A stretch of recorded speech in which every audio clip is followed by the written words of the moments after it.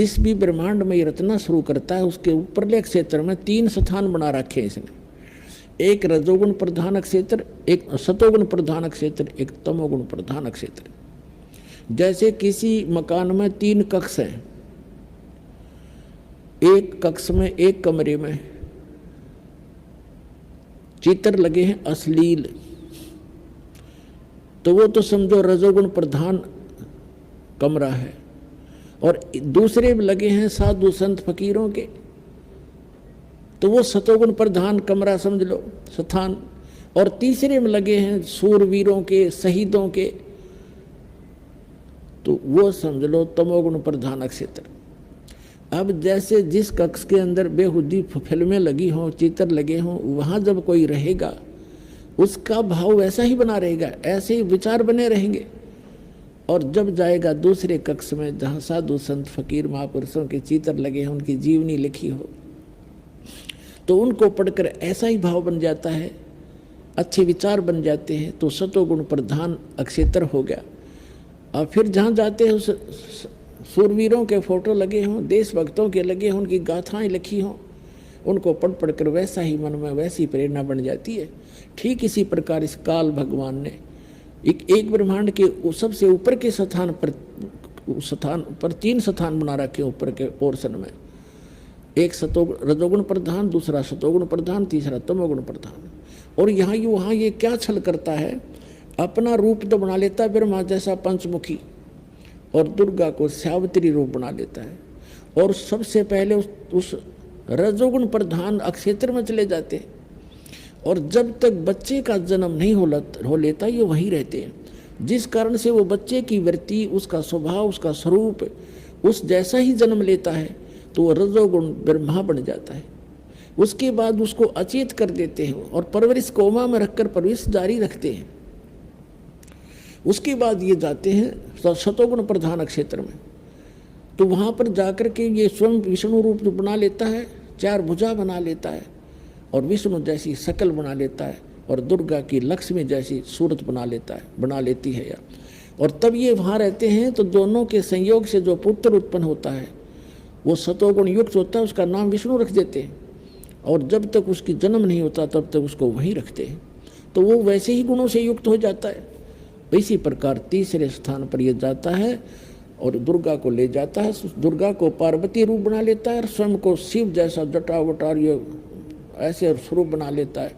तो वो लड़का फिर वैसी ही सूरत का उत्पन्न होता है, और उसमें वही गुण हो जाते हैं।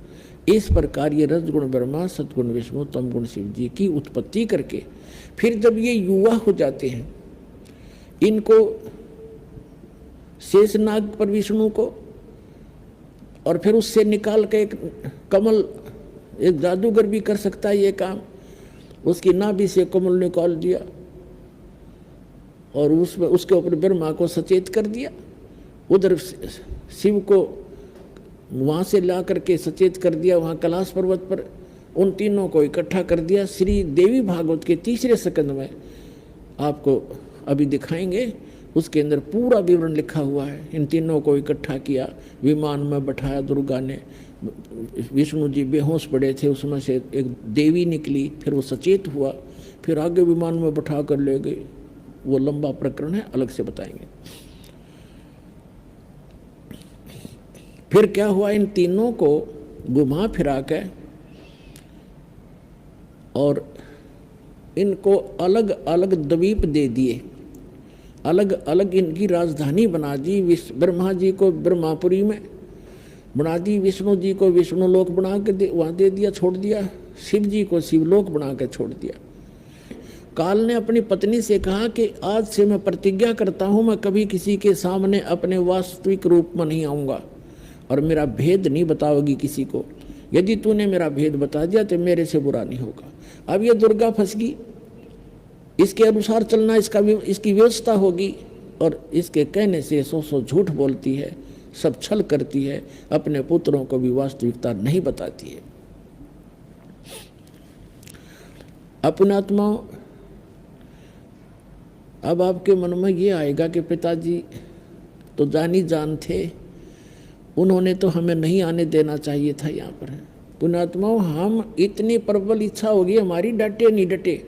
एक समय ये दास जूनियर इंजीनियर की नौकरी कर रहा था और वहाँ एक हमारा भी कंस्ट्रक्शन काम था और साथ में एक नहर वालों का भी कंस्ट्रक्शन कार्य था। तो वहाँ एक लड़की मजदूरी कर रही थी। दोपहर के समय वृक्ष के नीचे मजदूर भी बैठे थे, हम भी वहाँ बैठे थे, हम भी अपना खाना ले गए थे, वो खा रहे थे, वो बच्चे भी, वो मजदूर भी खाना खुना खा रहे थे। और एक लड़की रो रही थी बुरी तरह। उसके दो बच्चे थे, एक तो वहाँ नीचे सो रहा था मिट्टी में और एक को उसने वृक्ष के टांग रखा था, एक कपड़े में बांध कर, जैसे पालना सा बना देती है। उससे पूछा कि बहन क्यों रो रही है तू, क्या बात है, ना खाना खाया आपने? उसने बताया कि मैं एक बहुत बड़े धनी बाप की बेटी थी और मैंने अपने कर्म आप फोड़ लिए, जिसकी आज मैं विवाह किया है, मैंने अपनी मर्जी से विवाह किया है और ये हमारे वहाँ नौकर था और मैं इसके जाल में फंस गई। मेरे माता पिता ने मुझे खूब समझाया, बेटा बहुत दुख पावेगी और हम ब्याह ही तो करना है, हम कर देंगे, तेरा अच्छी तरह करेंगे, अपनी देख रेख में रखेंगे। लेकिन मैं कतई नहीं मानी, मैं इतना आसक्त होगी इस दुष्ट व्यक्ति पे। अब तो रो रही थी वो अपने कर्मा ने और मैं रात को भाग गई थोड़ा बहुत जेवर गहना लेकर घर से और इतनी दूर आ गए कि हमारे माता पिता को हमने बताया भी नहीं, पता भी नहीं चलने दिया। अब मेरे दो पुत्र हो गए, जो धन में लाई थी वो सारा इसने शराब पी कर खो दिया। अब मैं मजदूरी करती हूँ और वो शराब पी कर घर पर पड़ा है, इसलिए रो रही हूँ। मैंने अपने कर्म फोड़ लिए, अपने पैर पे आपको आड़ा मार लिया। माँ बाप ने तो बतेरी समझाई थी पर मैं मानी नहीं।